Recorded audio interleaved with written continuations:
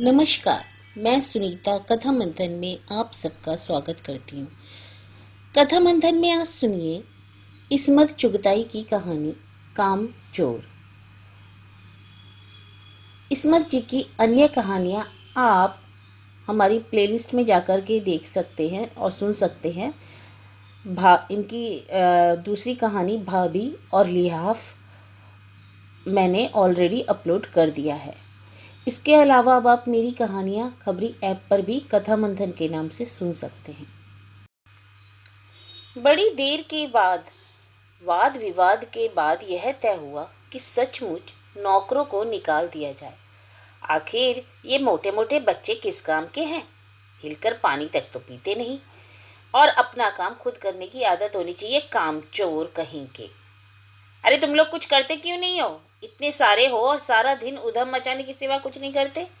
और सचमुच हमें ख्याल आया कि हम आखिर काम क्यों नहीं करते। हिलकर पानी पीने में अपना क्या खर्च होता है, इसलिए हमने तुरंत हिल हिलाकर पानी पीना शुरू किया। हिलने के धक्के भी लग जाते हैं और हम किसी के दबैल तो थे नहीं कि कोई धक्का दे और उसे सह जाए। लीजिए, पानी के मटकों के पास ही घमासान युद्ध हो गया। सुराहियां उधर लुढ़की, मटके इधर गए, कपड़े भीगे सो लो। अरे यह भला क्या काम करेंगे गधे कहीं के? अम्मा ने निश्चय किया। अरे करेंगे कैसे नहीं, इनके तो बाप भी करेंगे। देखो जी, जो काम नहीं करेगा उसे रात का खाना हरगिज ना मिलेगा, समझे? यह लीजिए, बिल्कुल शाही फरमान जारी हो रहे हैं। हम काम करने को तैयार है, काम तो बताए जाएं। हमने भी दुहाई दी। अरे बहुत से काम है जो तुम कर सकते हो। मिसाल के लिए यह दरी कितनी मैली हो रही है, आंगन में कितना कूड़ा पड़ा है, पेड़ों में पानी देने हैं। और भाई मुफ्त तो यह काम करवाए नहीं जाएंगे, तुम सबको तनख्वाह भी मिलेगी। अब्बा मियाँ ने कुछ काम बताए और दूसरे कामों का हवाला भी दिया। माली को तनख्वाह मिलती है और अगर सब बच्चे मिलकर पानी डाले तो ए हे खुदा के लिए घर में बाढ़ आ जाएगी, अम्मा ने याचना की। फिर तनख्वाह सबका हक है। सपना देखते हुए हम लोग काम पर तुल गए। एक दिन फर्शी दरी पर बहुत से बच्चे जुट गए और चारों ओर से कोने पकड़कर झटकना शुरू किया और दो चार ने लकड़ियां लेकर धुआंधार पिटाई शुरू कर दी। तुम पर पड़े खुदा की मार, झाड़ू फिरे तुम्हारी सूरतों पर। सारा घर धूल से अट गया। खांसते खांसते सब बेदम हो गए। सारी धूल जो दरी पर थी और जो फर्श पर थी सबके सिरों पर जम गई, नाकों और आंखों में घुस गई।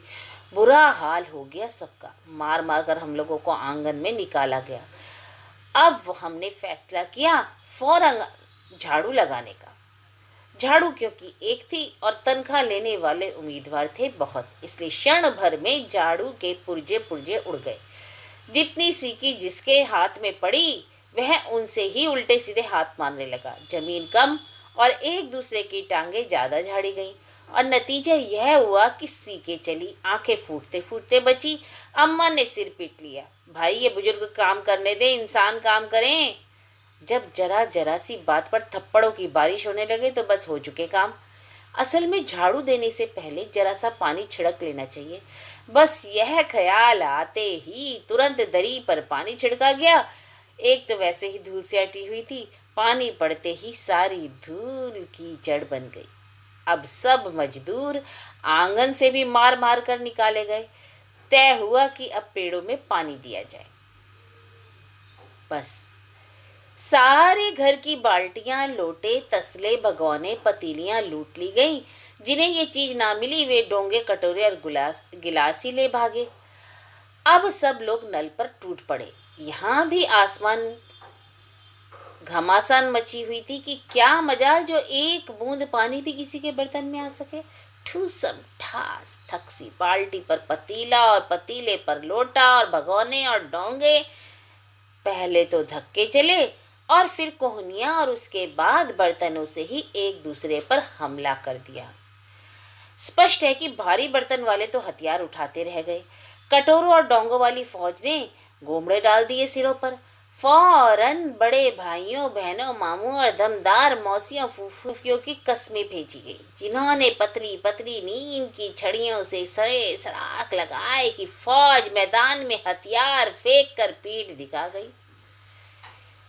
इस धींगा मुश्ती में कुछ बच्चे कीचड़ में लथपथ हो गए, जिन्हें नहलाकर कपड़े बदलवाने के लिए नौकरों की वर्तमान संख्या काफी नहीं थी। पास के बंगलों से नौकर आए और 4 आना प्रति बच्चा के हिसाब से नहलवाए गए।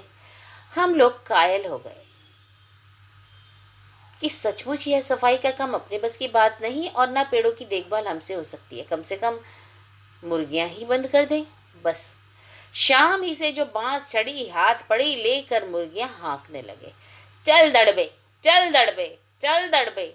पर साहब, मुर्गियों को भी किसी ने हमारे विरुद्ध भड़का रखा था। ऊट पटांग इधर उधर कूदने लगी। 2 मुर्गियां खीर के प्यालों से, जिन पर आया चांदी के वर्क लगा रही थी, दौड़ती फड़फड़ाती हुई निकल गई।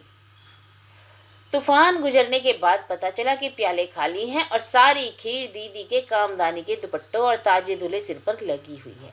एक बड़ा सा मुर्गा अम्मा के खुले हुए पानदान में कूद पड़ा और कत्थे चूने में लुथड़े हुए पंजे लेकर नानी अम्मा की सफेद दूध जैसी चादर पर छापे मारता हुआ निकल गया। एक मुर्गी दाल की पतीले में छपाका मार कर भागी और सीधी जाकर मोरी में इस तेजी से फिसली कि सारी कीचड़ मौसी जी के मुंह पर पड़ी, जो बैठी हुई हाथ मुंह धो रही थी। इधर सारी मुर्गियां बेनकेल का ऊंट बनी चारों तरफ दौड़ रही थी। एक भी दड़बे में जाने को राजी ना थी। इधर किसी की सूजी की बकरी ईद के लिए जो भेड़ें आई हुई हैं, लगे हाथ उन्हें भी दाना खिला दिया जाए। दिन भर की भूखी भेड़ें दाने का सूप देखकर जो सबकी सब झपटी तो भाग कर जाना कठिन हो गया। लष्टम पष्टम तख्तों पर चढ़ गई। पर भेड़ चाल मशहूर है, उनकी नजर तो बस दाने के सूप पर जिम हुई थी। पलंगों की फलांगती बर्तन लुढ़काती साथ साथ चढ़ गई। तख्त पर बानी दीदी के का दुपट्टा फैला हुआ था, वो भी दहेज का, जिस पर गोखरी चंपा और सलमा सितारे रखकर बड़ी दीदी मुगलानी बुआ को कुछ बता रही थी। भेड़े बहुत निसंकोच सबों को रोदती मेमनों को पर छिड़काव करती हुई दौड़ गई। जब तूफान गुजर चुका तो ऐसा लगा जैसे जर्मनी की सेना टैंकों पर बमबारी सहित उधर से छापा मारकर गुजर गई हो। जहां जहां से सूप गुजरा, भेड़े शिकारी कुत्तों की तरह गंध सुंघाती हुई हमला करती गई। हज्जन माँ एक पलंग पर दुपट्टे से मुंह ढाके सो रही थी। उन पर से जो भेड़े दौड़ी तो ना जाने वह सपने में किन महलों की सैर कर रही थी, दुपट्टे में उलझी हुई मारो मारो चीखने लगी। इतने में भेड़े सूप को भूलकर तरकारी वाली की टोकरी पर टूट पड़ी। वह दालान में बैठी मटर की फलियां तोल तोल कर रसोइयों को दे रही थी। वह अपनी तरकारी का बचाव करने के लिए सीना तान कर उठ गई। आपन कभी भेड़ों को मारा होगा तो अच्छी तरह देखा होगा कि बस ऐसा लगता है जैसे रुई के तकिए को कूट रहे हों। भेड़ को चोट ही नहीं लगती, बिल्कुल ही है समझकर कि आप उससे मजाक कर रहे हैं, वह आप ही पर चढ़ बैठेगी। जरा सी देर में भेड़ उन्हें तरकारी छिलकों समेत अपने पेट की कढ़ाई में झोंक दी। इधर यह प्रलय मची थी, उधर दूसरे बच्चे भी लापरवाह नहीं थे। इतनी बड़ी फौज थी जिसे रात का खाना ना मिलने की धमकी भी मिल चुकी थी। वे 4 भैंसों का दूध धोने पर जुट गए। धुली बेधुली बाल्टी लेकर 8 हाथ 4 थनों पर पिल पड़े। भैंस एकदम जैसे चारों पैर जोड़कर उठी और बाल्टी को लात मारकर दूर जा खड़ी हुई। तय हुआ कि भैंस की अगाड़ी पिछाड़ी बांध दी जाए और फिर काबू में लाकर दूध धो लिया जाए। बस चूल्हे की रस्सी उतार कर भैंस के पैर बांध दिए गए। पिछले 2 पैर चाचा जी की चारपाई के पायों से बांध अगले 2 पैरों को बांधने की कोशिश जारी थी कि भैंस चौकन्नी हो गई। छूट कर जो भागी तो पहले चाचा जी समझे कि शायद कोई सपना देख रहे हैं। फिर जब चारपाई पानी के ड्रम से टकराई और पानी छलक कर गिरा तो समझे कि आंधी तूफान में फंसे हैं, साथ में भूचाल भी आया हुआ है। फिर जल्दी ही उन्हें असली बात का पता चल गया और वह पलंग की दोनों पार्टियां पकड़े बच्चों को सांड की तरह छोड़ देने वालों को बुरा भला कहन सुनाने लगे। यहाँ तो बड़ा मजा आ रहा था। भैंसे भागी जा रही थी और पीछे पीछे चारपाई और उस पर बिल्कुल राजा इंद्र की तरह बैठे हुए थे चाचा जी। ओहो, एक भूल तो हो गई, यानी बछड़ा तो खुला ही नहीं, इसलिए तत्काल हमने बछड़ा भी खोल दिया। तीर निशाने पर बैठा और बछड़े की ममता में व्याकुल होकर भैंस ने अपने खुरों को ब्रेक लगा दिया। बछड़ा तत्काल जुट गया।